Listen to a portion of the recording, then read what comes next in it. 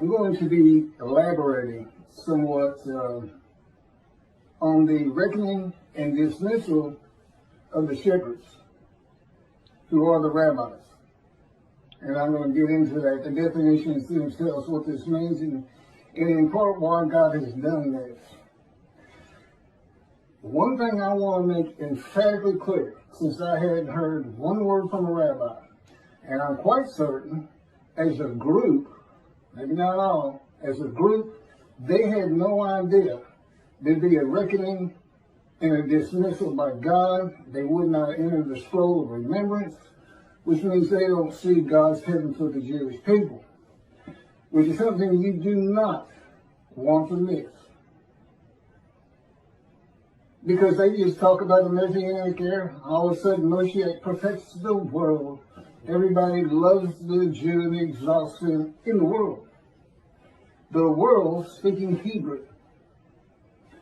And the sole existence of mankind becomes to know God. Nations love nations. Things that simply cannot happen. And what do they leave out? How about God might hurl your glory to the ground or utter destruction if you don't recognize Elijah? You know, you're praying for Moshiach every day. One, you don't know you're about to get dismissed when he comes. And two, you completely ignore utter destruction if Elijah is not recognized. He clears the way for the building of the temple, which is God's purpose that might prosper. Don't build it, utter destruction will come someday. Build it, and you will never be defeated and dispersed again. Who should you be looking for? I mean, what does David do? He brings the reckoning and dismissal of the shepherds, the rabbis. That's what David does primarily. And with him comes God's grant of a covenant of friendship, which differs markedly, absolutely refutes the Messianic era. God says things like, there'll be a planting of renown when I come with Moshiach. You will no longer be the taunts of nations. That tells you one thing. The nations aren't exalting you. You're just not being taunted. Why? God's in his temple again. And they're not quite sure if it's true or not. For the most part, that would be the majority. And of course, the covenant of friendship, well, that is the covenant of friendship. No longer dispersed. You will not be defeated, dispersed. The temple in your midst. The world will know God sanctifies Israel. That's what you get. You don't get perfection throughout the world. You don't get exalted throughout the world. If that's what God had intended, this is where he did written it. In the covenant of friendship. It absolutely refutes it. You got utter destruction. Malachi 3. You got your glory hurled to the ground. Your power. If you don't assist God in recognizing the name. That's what it says. He's saying, you know, who is this coming from? Adament, Gentile lands, Christianity. Who's this?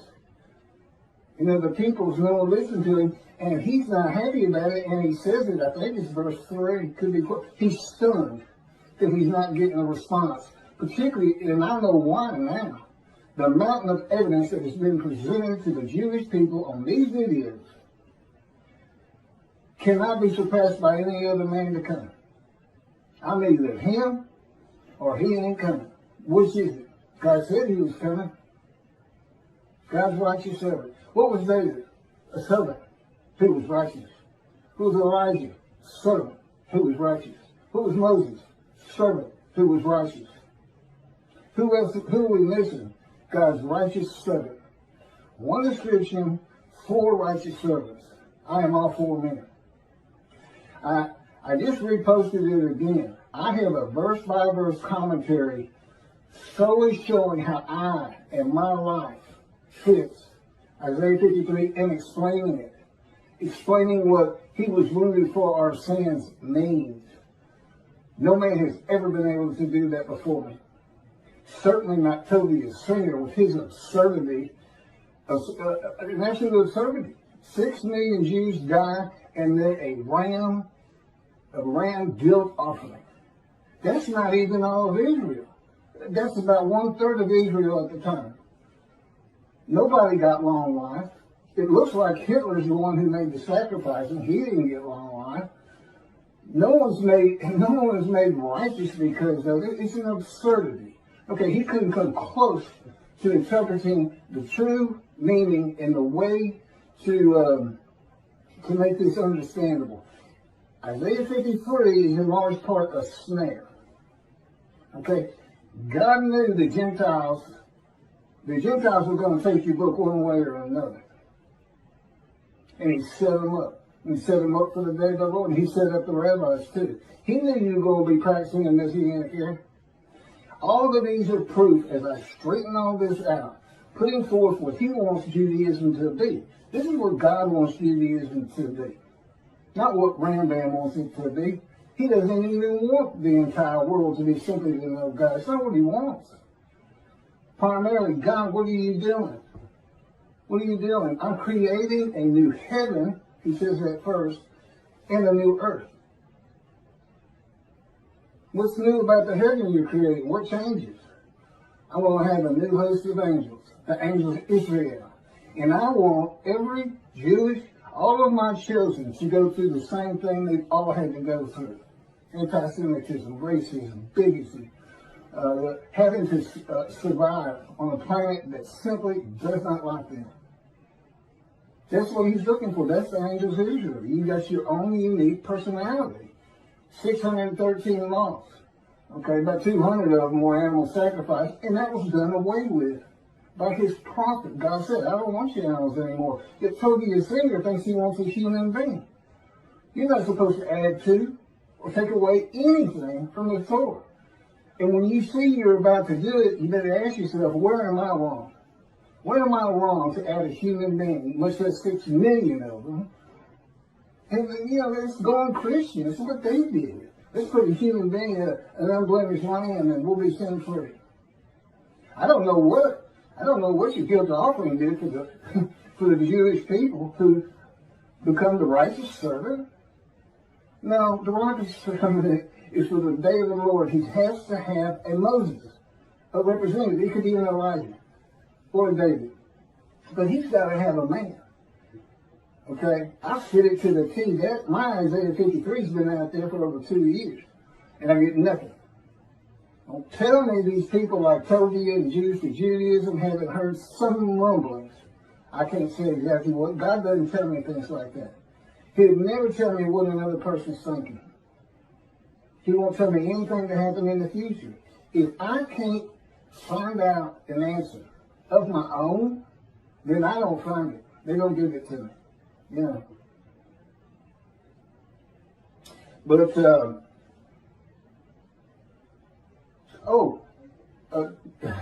one of my first lessons, and this is for the rabbis who think God, this can't be, or he's not David. We're not working with him to dismiss. They just won't pretend it's not there. Yeah, you're not going to heaven. Okay? That's every rabbi on the face of the earth. I would include religious leaders. Matter of fact, if I had my way, and I don't, I'd include the government because they're leaders. But let's get to this first. Because y'all don't know God like I know God. I've been looking for 13 years in the fire of refinement, punishment, chastisement, maltreatment, crushing, bruising, wounding. And it is constant and incessant. I will say this, I couldn't see it for about 5 years, but it has changed. I am such a different man today than I was. When this thing started, I was no more capable of handling the tasks that are before me, such as clearing the way for the building of the third temple, just talking in front of people.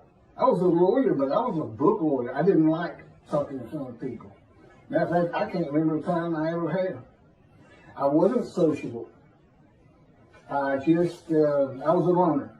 All that's different now with God in me. The Spirit of God, you know, I'm in my spirit, and my spirit's in me. Guess what? God's in his spirit's in him. It's the same thing. And his spirit is the angel of his presence. He made an angel, created an entity, a person, in existence with emotions. And for his body, he did not give him human form and wings. No, His body is the Spirit of God. So if God comes to you, or the angel of the Lord comes to you, you are, for that time, a man in divine dance. Now, the man who wrestled with Jacob, that's just, God just saw him near Jacob, woke him up, told him, I'm the God of this land, Abraham, Isaac, and Jacob. I have something for you to do. And it's all to do with God. It's instant. You know who he is. There's no, huh? Who's this? There's none of that. You say, okay, let's go. I'm ready. What we doing? He's a man of divine things, but he was just one nothing. So he didn't go through much of a fire of refinement, if any. I mean, he had to wrestle all night. But God does this with all of his prophets. It's just the way it changes. It's like, you know, he has to break our will. And he can't have me snapping at people. I was known as a fighter. And, you know, if you said something to me that I didn't like, I didn't respond verbally to you. I just hit you. I just laid into you. Fight's on. Nobody talks to me like that. That's the kind of girl I was. And that's, God said, this was taking so long. Because it's got, the last 3 years have been the worst out of 13. Going on 14 now. It's, you know, as he says, it just takes more to get the response out of you, the small change that I want out of you. And I'll tell you, I'm ready. I am flat out ready. And what if there's a problem with your people? They don't know who you are. When you say utter destruction is coming, you're not fooling around.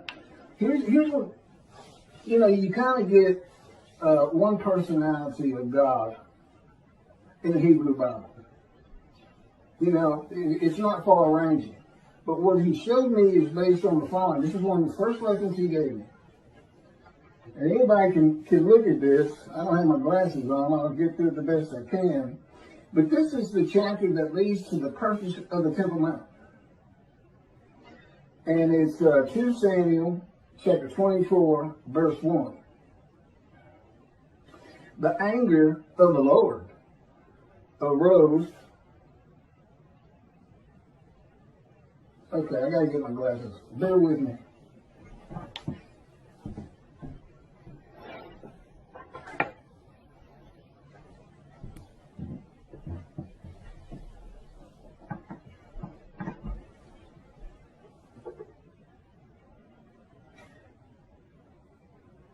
The anger of the Lord again flared up against Israel, and he incited David against them, saying, go and number Israel and Judah. That'd be the northern kingdom, kingdom of Israel, sometimes the kingdom of Ephraim, the largest tribe landowner, immediately north of the lands of Benjamin, which is a partition between Ephraim and Judah. And Benjamin is considered part of Judah because that's where the kings rule from. Go and number them. Apparently there's some problem in taking the census. I don't know what it is, but he incited David to do it, and then he put him into a three-pronged test. Do you want me to come against the people? Do you want me to come against you? And one other one. And he said, let it be against the people. Let no man take me. And God did. And he killed pestilence. And 70,000 had died almost immediately. Now, did God just go down and kill 70,000 Israelites? No. He takes the credit for it. It just makes him look mean and tough. Listen to everything I say. The pestilence was already there. God could see it. He knew it was coming. And he does this a lot. He says, I will come with utter destruction. No, his creation is going to utterly destroy Israel. I would suggest, it won't tell me, I would suggest we're talking nuclear bombs from Iran right now. Someday. And they'll do it. They will do it if they get it. In any event, that's how. Oh, and it's interesting, the numbers are different. The census numbers are a little bit different from what I'm about to read in 1 Chronicles.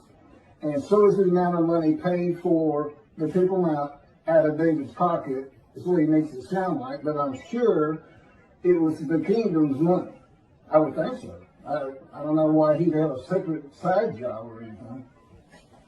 If you'll turn to 1 Chronicles, chapter 21, it's the same story. It even says it's the same story somewhere in here. Maybe there's a footnote. Satan arose against Israel and incited David to number Israel. And then you get the same story. You know, David realizes what he did was wrong. See, he incited him. He didn't go tell him. He went to a prophet who told somebody and this and that, and then David was all wanted to be in repentance and was sorry he had done it. And again, I don't know why it's bad. They won't tell me. I've asked them right before we started this. They just, they'll know. So, what do we have here? Satan incited David, and God incited David in the book of the prophets, and in the writings. In the writings, it's Satan. First of all, Satan doesn't exist. Judaism doesn't believe in hell, and they shouldn't. There is no hell.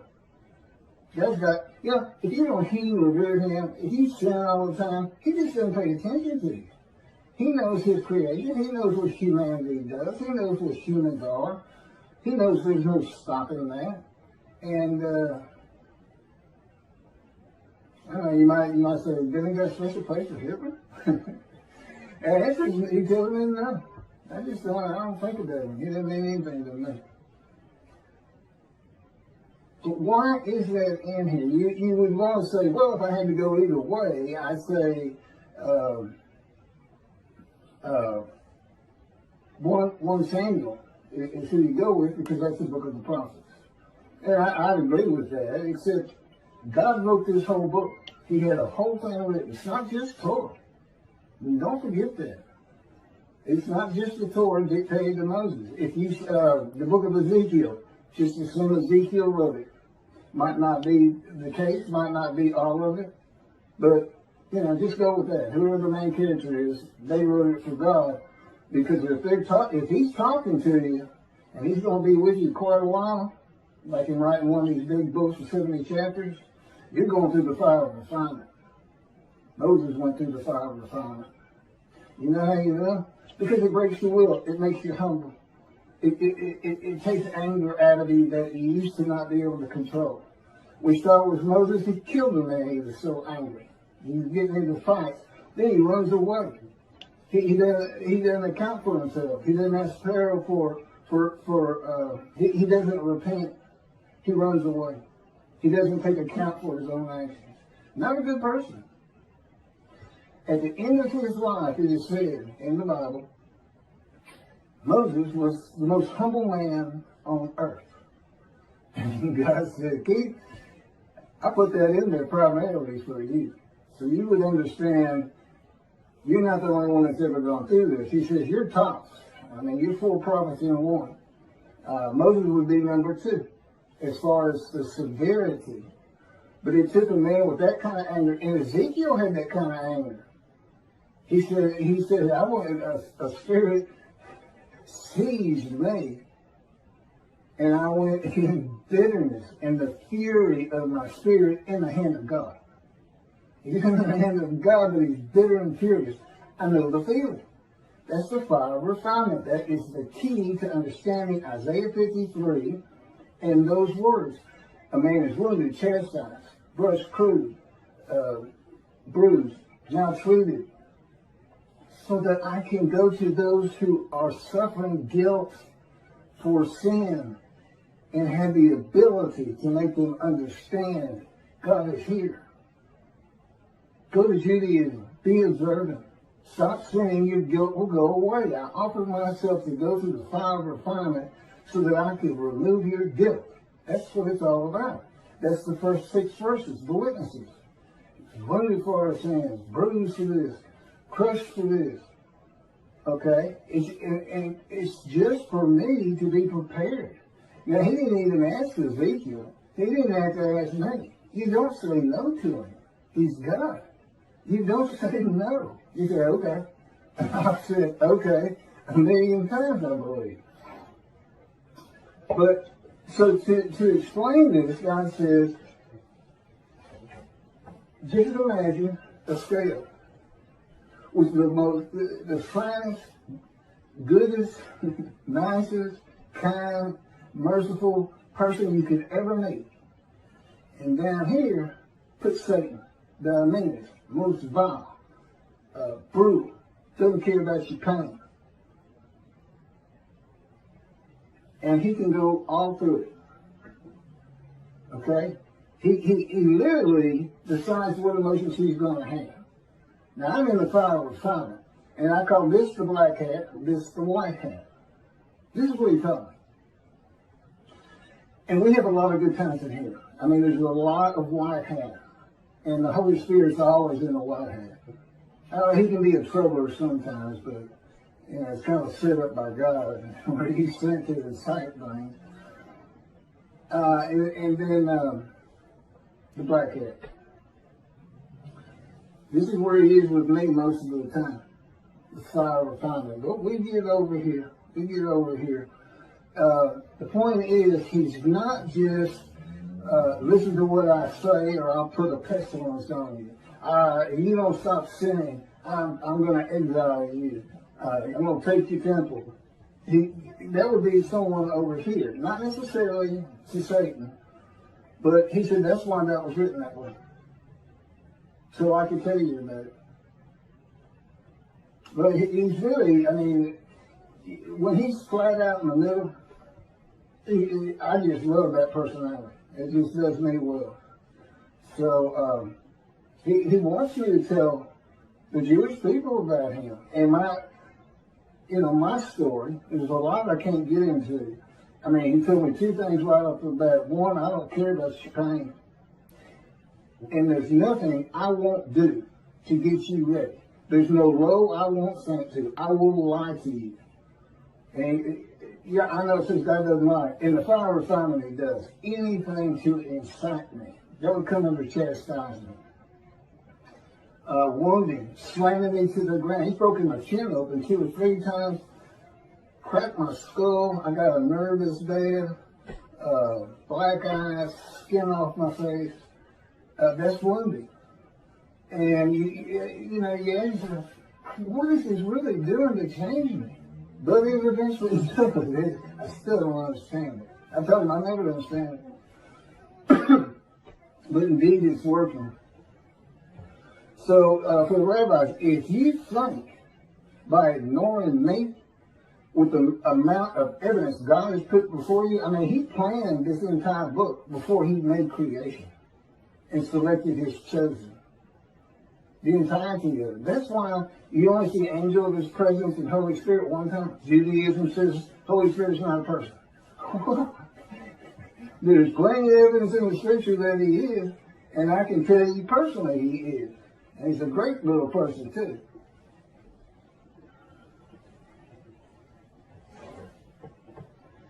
But let me carry on. It's nobody, he's not, I guarantee you. If Tobias Singer and Jews for Judaism was sitting back there going, well, we make money. Oh, that's what they wouldn't say, we make money on Isaiah 53. Or we can't say we're wrong because of your arrogance. And the ignorance that you show in your commentary just defies logic to me, because God told me from the get-go. I was an atheist for 50 years, had nothing to do with religious people. He said they're very intelligent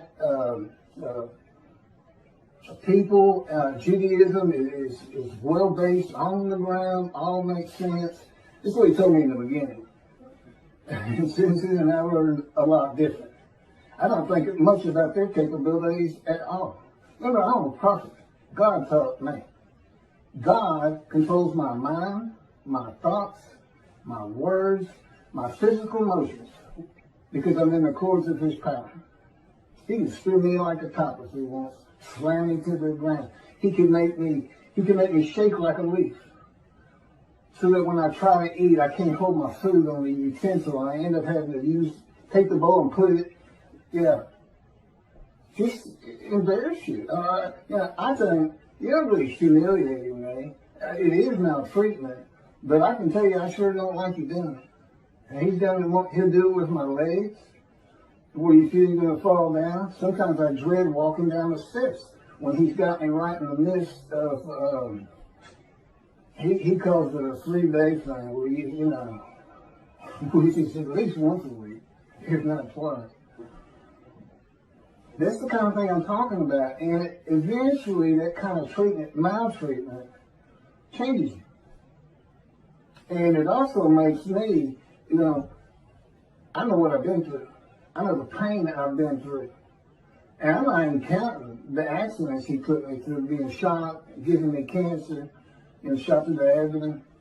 I'm just talking about since he came and started talking to me when I was 50. Well, let me go over this reckoning again, because apparently it's just not getting through. And if those particular rabbis aren't listening, I get plenty of views. I mean, I guess 4,000 now or something, which is nothing for the big boys. But, I'm not a rabbi. Certainly not anything to do with Christianity, Pastor. I stayed away from religious people. I can't ever remember having a religious conversation until I was 50 with God. When he said, let's go buy you a Tanakh. And I said, what's the Tanakh?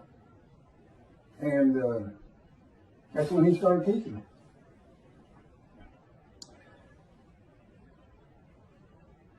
Thus said, apparently this, I don't know the answer to this. I'd love to hear it. Why don't you know about this? Thus said the Lord God, I am going to deal with the shepherds. I will demand a reckoning of them for my flock, and I will dismiss them from tending the flock. Then I will appoint a single shepherd over them to tend them. He shall be a shepherd to them. I, the Lord, will be their God. My servant David shall be a ruler among them, not a king ruling over them, among them. In the Messianic Torah, Rambam's got 2 chapters on King David, and he's making every bit of it up. He's thinking, what would the Davidic dynasty be like today? And off he goes. None of it's in the Bible. None of it. King Moshiach will study Torah all the day and all the night. No, he doesn't. Not even close. That's it. They got the Torah down. I know enough about it. It's not like I haven't read it, but it's not like the prophets. And to some extent, the writings.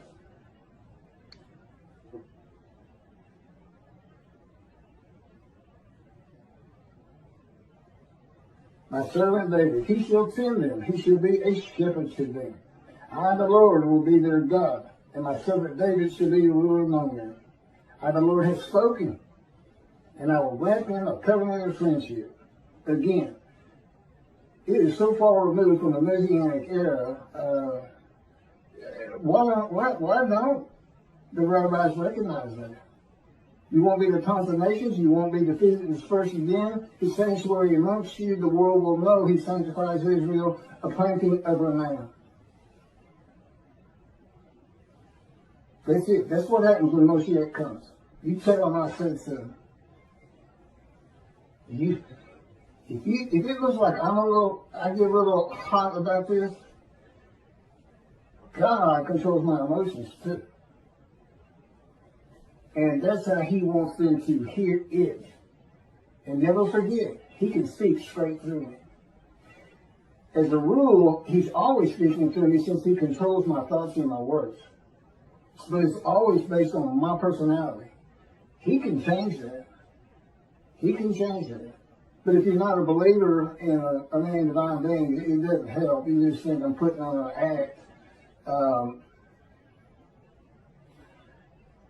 I've had conversations with him where I'm looking into a mirror, okay? And when you're talking to people,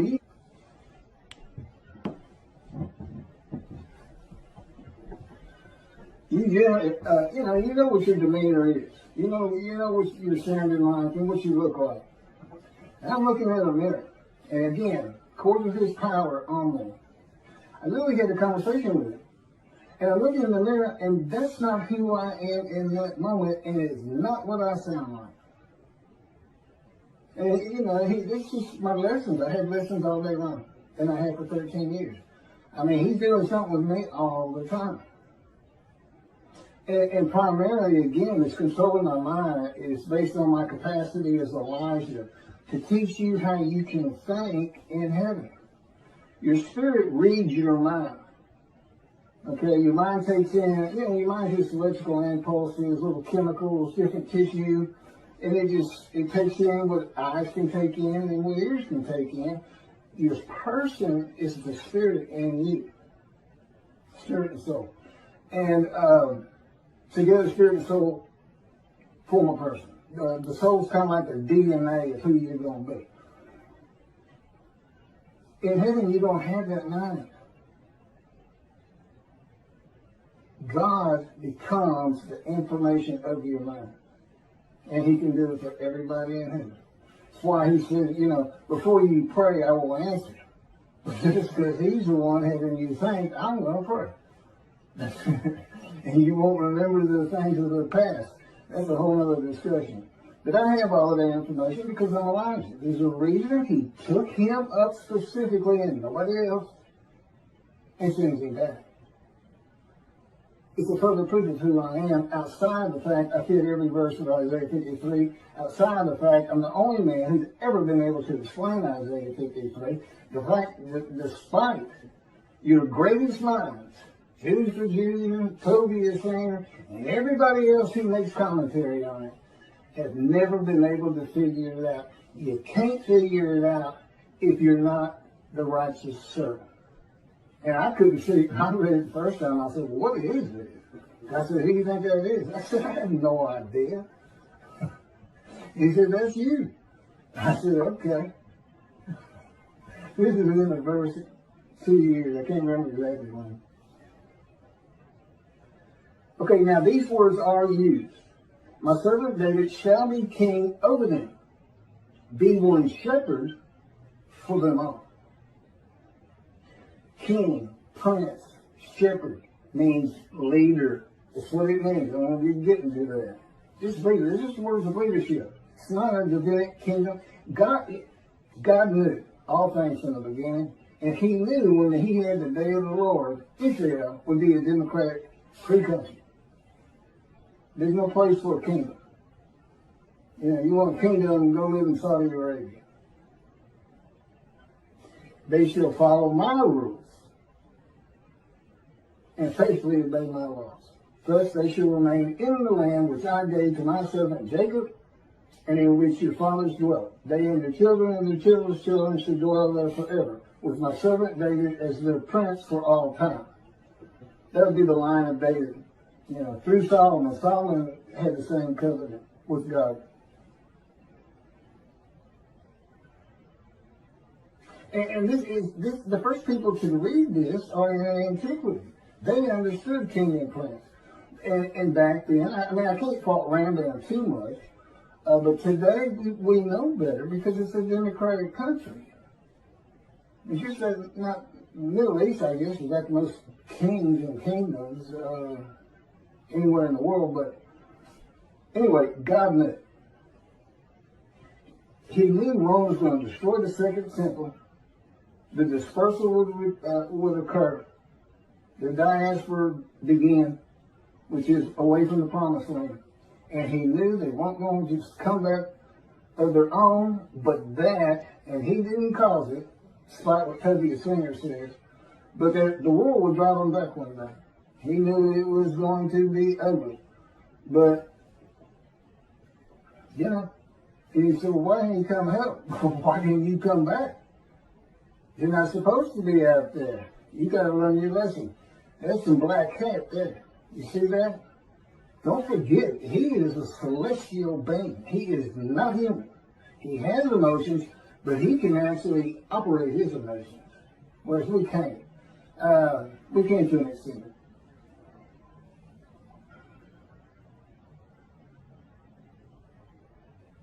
Okay, in today's world, with so many synagogues and people of Israel, the best interpretation of this dismissal is that will be a leader of God's flock to tend them and be the ruler among them.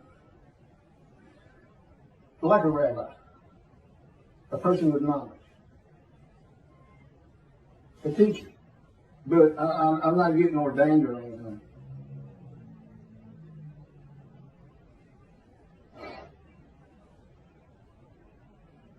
Okay, reckoning. This is what reckoning means. It's the avenging or punishing of past mistakes or misdeeds. Teaching Messianic here. I mean, you're just not putting your thinking hat on.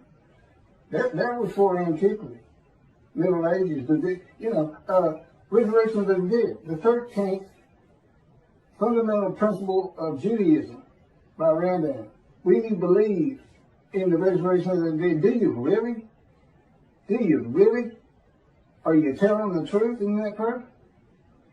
We've gone through the age of medicine, science, knowledge. We know you cannot resurrect a human being from dust. They have to be conceived and born, period. And there's never been a virgin. God is graceful. You should hear about how he tears that apart. That woman with child, Isaiah's concubine, he's married to the prophetess, and this child, Emmanuel, doesn't learn right from wrong until he's 9 years old. My question is, why isn't he Jesus? If his mother is a virgin, why isn't he Jesus? I'm going to put it to you. I'm going to be the greatest anti-missionary of all time, particularly, though, because eventually the many and the multitude are going to be telling the world who can believe our report. That's him. Who is arm of the Lord been revealed on? That's him. He knows too much. It's impossible to deny what's happening here. It's impossible to deny that there are rabbis who have heard me and are ignoring it. What about Elijah? Rabbis who ignore? Because I'm Elijah too. What about that? You want to be responsible for utter destruction? How many millions you lose in the Holocaust? 6 million? How many Israeli Jews do you have right now? Well, it's 7 million. You ready to up the ante on that? How many Jews can we kill at one time? You're not going to recognize David. You don't get the covenant of friendship. And it doesn't go into. I have both covenants. Sin forgiveness in Jeremiah 31 that puts Torah on your heart, and friendship. And God wrote, when he was dictating to me the book, Isaiah 53, in the day of the Lord, he actually has it stated that when these books are published, the covenants go into effect. Well, as you can imagine, I can't get them published. And it has to be a big-time publisher who can distribute worldwide and market worldwide. Because all Jews have to read it and know they're sin-free in the Holy Seed. It's part of also being Elijah. Come back to Judaism. And the righteous servant, 53. Makes the many righteous. Well, in effect, I've already done that with the covenants when the books are published. If there's any rabbi who'd like to step out of dismissal and see the heaven God is creating, contact me. I'm easy to talk to. I was a lawyer for over 20 years. Had clients, come in, had to be friendly. I said I was antisocial, but in a business context, it wasn't a big deal. I knew my parameters, so to speak. Come forward and help me. You're serving a God. If you're a Jew out there, you're serving a God. Be proactive. Anything you can do to get me recognized, anything you can do. And understand this. This is supposed to happen according to Jeremiah. The land lay desolate for 2,000 years. Now the cities have been renewed, restored, Jerusalem rebuilt, the land blooms again. That's what it says. And it says, then I'll bring a new covenant to you. New covenant. You know what Rashi says? New covenant commentary. The angel is the angel of the covenant you desire. There's only two. and David brings friendship. So we're talking about the covenant of sin forgiveness to make you a holy seed, just like God did with the Assyrian Babylon exiles that had the second temple built. This is to have the third one built. You got a clean slate, but if you start sinning, that covenant didn't do you any good to God. So, my job is come back. Don't let the evil inclination get you, so to speak. You got a clean slate. Honor God by coming back to observant Judaism. See, I got all kinds of pulls to help refill the synagogues, to grow every year instead of decline every year. And part of it is you got to change things like a resurrection of the dead. A time when the Jews are exalted. You know what you do? You make them lazy. What happens to never again? Never forget. You got utter destruction on the horizon. I have no idea when God might just say, that's it. I've given them enough. They won't respond. I'm leaving. And utter destruction will come to them. You never know. You're servants. His servants. You're not the righteous servant, as Tobias Singer and Jews for Judaism, Michael Skobac, and whoever actually did the commentary, that absurdity they both put out there. Michael Skobac bases his whole commentary on an exaltation of the world of the Jew, the Messianic era. His whole commentary is based on something that will never happen. Never. These are religious people. I don't know how they do it. I believe in it. I believe in the resurrection. Oh, you believe in millions and millions and millions of people suddenly appearing in Israel? Who's going to feed them? Who's going to put food on the table for them? Hey, guess what? You're going to have slave Israelites from Egypt. You know what God says? If you see a slave Israelite from Egypt, you know what you're supposed to do? Run. Run and get a gun quick. They'll kill you. These people were savage. They still weren't cooking the food back then. Slaves. No schools. Nobody around them school. Nobody listened to it. Believing in all kinds of gods and this and that from Egypt. Yeah, they're suddenly going to appear. That's what they say. Every single Jew who's ever lived. You got 6 million from the Holocaust. What are you going to do with that 6 million? That's just 4 years. It's the most. You're going to lose the young people. They're always looking for fake news. I guarantee you, if I sat down there in the synagogue when I was a young man, and I didn't, of course, I'd have gotten up and walked out right in the middle of it. You're saying, what? You say every Jew who's ever lived is not rise, old bones, rise. And the soul is going to come from some keeper of the soul's place and come into that body. That's your belief? Well, I got to go. I heard y'all real practical, down to earth. You had things to do. You had Shabbat. You had holidays. Mitzvahs. But I'm not listening to garbage, okay? I'm a man of reasoning and intelligence. The people in antiquity and Middle Age weren't. And all those things that you come up with, swords into plowshares, that was for a time gone by. Man will always be at war, period. In Moshiach, no man can get all of Israel to follow the Torah. Good luck. Only about 30% of them are even observant. Secular. God wants that straightened out. He wants a practical religion for the chosen. And he wants the world to hear about it. And it helps me take the wrath of God to Christianity. Lift me up. I'm the man of Isaiah 53. And where does that come from? Chapter 51. I'm going to take my bowl of wrath, my cup of reeling, and I'm going to take it from you, my people, and I'm going to pass it to those who told you to get down on the ground and walked all over you, and walked all over your back, something like that. Okay, what happens next? 52 comes up. That's where the righteous servant of Isaiah 53. That's where the description starts. 13 through 15, and then all of 53. Do you see the connection there? Wrath's coming. Now, how does that match up with Moshiach coming? And a Messianic era occurs. And there's a resurrection of the dead, which is a proof of who I am. Where's God's vengeance? Where's the doom upon the nation in Psalms 149, in Psalm 149, ending in 150 with an exaltation of the Lord, which you can think of as, we're building the temple again. And by the way, it doesn't have to be on the Temple Mount.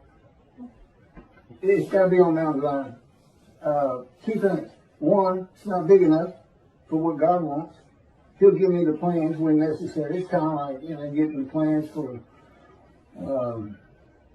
the Timonides or, anything. He'll give it to me. I'll give it to the right people. But they got to recognize who I am. You believe in the Messianic era, but you rabbis, God's got to force your hand. That's what this is about. He's forcing your hand. And he's putting the destruction of Israel on your shoulders. And I'm not going to stop talking about it. And how you ignore me. You can't find greater just because it's not your faith. He says he's not a resurrection of the dead. I can't listen to him. I've never heard of the reckoning and dismissal. They're arrogant and they're ignorant. To me. Now, in regular society, they're real intelligent people. They can fool the flock who are just aimless sheep. They can't fool me because God's in me. He won't let it happen. And so I can incite them. You tell either one of them, if they want to debate, don't call to your singer who says he'll debate anybody on 53. You tell him I'm ready. You tell him I'm ready. And he better take some sedatives before we get there, because I will incite him. I will arouse him with my words. And you wait till I start getting hold of the Christians. If you've been reading the details and watching my videos, you see I've got some powerful things to tell them, and I will not hold back. Remember, I'm not the most humble man in the world yet. This is the kind of person Moses and Ezekiel was.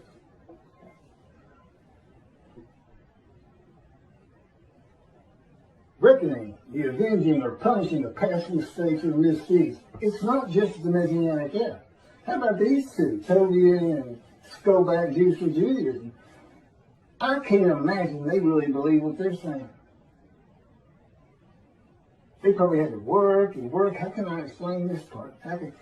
Tobiah's English, it just scares me because in the beginning, I really thought so highly of it. Years and years ago when God started teaching me, and listening to the radio show, and I was learning things from him. He's got a lot of knowledge, but his capability of reasoning is at the level of antiquity, where there was no reason. Everybody lived on emotions, because you learn how to reason in school. Maybe he just went to a yeshiva and didn't have to figure out math and other things that teach you. You don't use it, but it teaches you to reason. Okay, I got to get off this thing. Why is shepherds a metaphor for rabbis? In case they think there's a little wormhole there to get by there. Well, shepherds doesn't necessarily mean rabbis. Yes, it does. The term rabbi in the original Hebrew means a teacher. In pursuing that calling, individuals